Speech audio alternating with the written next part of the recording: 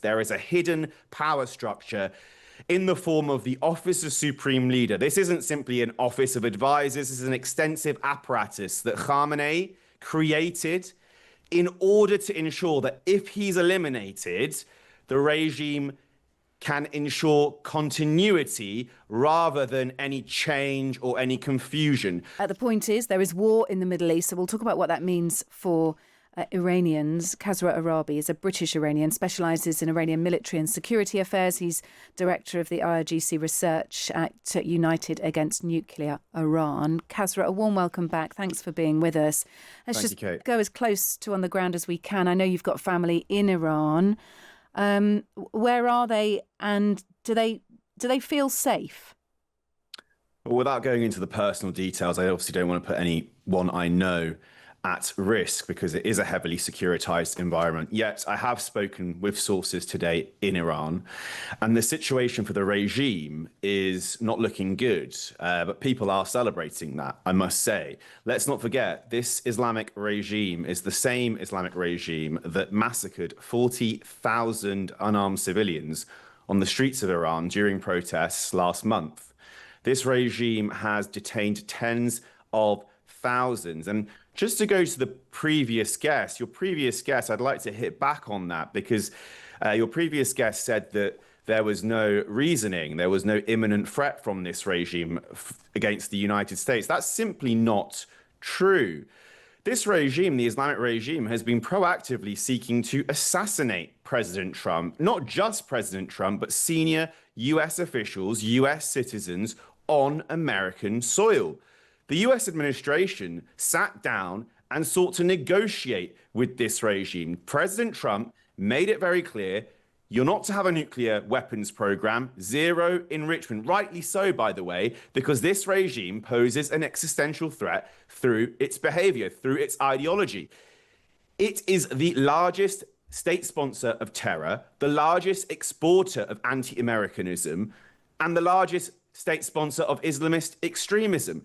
President Trump made it very clear to the regime, negotiate a deal, but it has to be zero enrichment, no nuclear weapons program. What did the Ayatollah do? He ignored, he doubled down. Now he's eliminated. President Trump gave a very, very clear warning that he would use military action should the regime reject this offer. And he has gone forward and done that. Okay. So.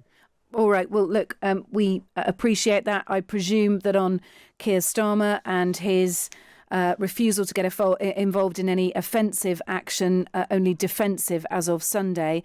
I presume, just on the basis of what you've said about Donald Trump there, that you're not a fan, and you presume that the UK Prime Minister did not come in far enough. He certainly didn't come in fast enough. This is about standing with our greatest ally. Your viewers may say, oh, it's got nothing to do with us, we shouldn't get it involved. It does have everything to do with us. This is a regime that has had the slogan, the official slogan, death to England, for the past 47 years. They have been plotting terror on our streets. MI5 has foiled more than 20 terror plots in Britain linked to the Islamic regime since 2022. My own best friend, British Iranian journalist, was stabbed 4 times in Wimbledon in an Islamic regime-sponsored attack. This regime has been attacking our democracy, targeting our parliamentarians, trying to foment discord within our society. The collapse of the Islamic regime is absolutely in Britain's interest. It's a hostile regime. But Starmer couldn't even take a decision, couldn't even call them an adversary when this military operation began. Look, Keir Starmer has his justification, and we've gone into that. I would like to know. Well, the justification. Hang on, Kasra, because we haven't got much time, and I'd dearly love to talk to you about the Iranian regime and what happens now, because of course there is a temporary leadership, if you like, in place.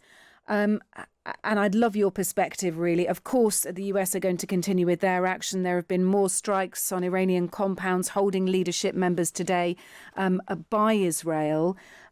What is the situation there with what you expect to get from this interim leadership, and what needs to happen in Iran to evoke real change? What are the steps towards that? Let's be really clear. Yeah, let's be really clear. Let's take it from your last point, your last question. The only way to achieve meaningful change in Iran is regime collapse. That is it. The Iranian people have been absolutely clear. They do not want this Islamic regime, the same regime that has been held them hostage for 47 years, has been massacring them on the streets just last month. So in order to achieve meaningful change in Iran, the Islamic regime has to collapse. But let's go back to your previous question. Your previous question was, how are they managing this? What's this temporary leadership? I wouldn't pay too much attention on the visible state. There is an invisible state operating behind the scenes. There is a deep state. There is a hidden power structure in the form of the Office of Supreme Leader. This isn't simply an office of advisors. This is an extensive apparatus that Khamanei created in order to ensure that if he's eliminated, the regime can ensure continuity rather than any change or any confusion.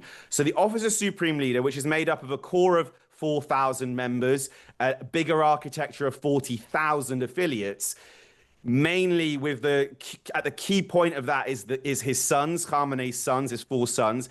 That is filling the power vacuum right now, together with the IRGC, the Islamic Revolutionary Guard Corps, which operates as the main pillar of this regime. So behind the scenes, this invisible state, they're the ones that are making sure that a vacuum doesn't emerge, that there is continuity rather than confusion. That's what I'd pay attention to. Moving forward in terms of selection of the next leader, the supreme leader, if Khamenei's son, Mujtaba, is still alive, and we're not clear about that yet, Mujtaba will highly likely assume the role of supreme leader. He effectively controlled his father's office, the Beit Rahbari. He operated as a mini supreme leader within that office and has deep ties, deep control over the IRGC. But if Mujtaba is dead, the next person is Ayatollah Aarabi. Ayatollah Aarabi is a hardline Islamist cleric. He also has very, very deep ties to the IRGC. He played a key role in recruiting foreign nationals for terror cells of the IRGC. He's also got close ties to Hezbollah. So Aarabi, if Mujtaba is dead, Aarabi is likely going to assume, but we don't even know if Aarabi's alive right now. Okay. Failing that, I mean, there's confusion. Yeah, look, I mean, regime change is the only way forward. You've got to be confident that that will happen as a result of the military action happening in Iran and in the Middle East. But there is also a danger of civil war here as well. So there are other outcomes here. Very briefly, your best guess at where this goes, Kasra. I know this is really hard. Or your main concern about this. Call it an opportunity.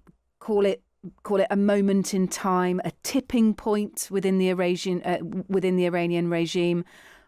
What is your best hope or your worst fear? Well, this is a historic opportunity, one that the West and the Iranian people can't afford to lose.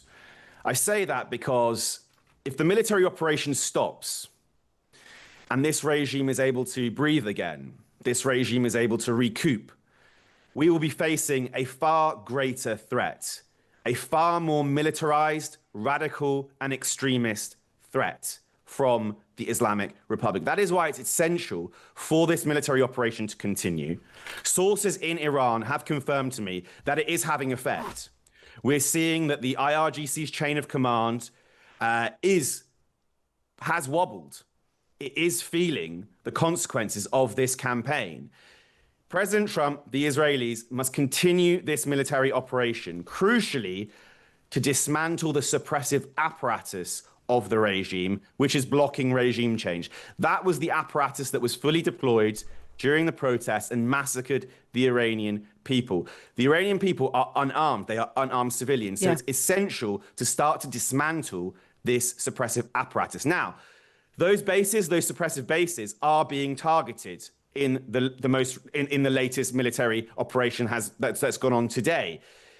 Sources in Iran have confirmed to me that the suppressive units have now left the bases and have deployed on the streets because they know that those bases are no longer safe for them. So these suppressive forces are on the streets.